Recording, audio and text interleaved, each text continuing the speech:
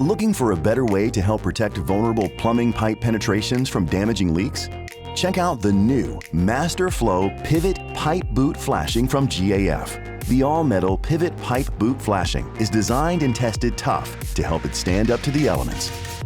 The flexible pivot ball and socket pitch adjustments feature ensures a vertical orientation on any roof slope from 3/12 to 12/12. It has no exposed seals, collars, or gaskets, and doesn't require exposed caulking.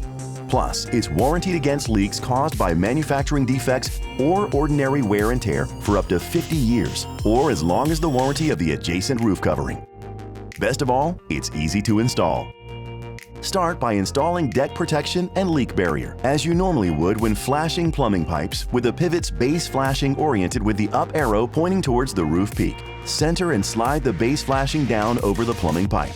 Use the ball and socket pitch adjustment feature to center the plumbing pipe in the base flashing and to vertically orient the pivot towards the sky. Lock the pivot's pipe insert securely into the pivot cap by turning clockwise. Fit the pipe insert into the inside opening of the plumbing pipe and firmly push the cap down onto the pivot's base flashing tube.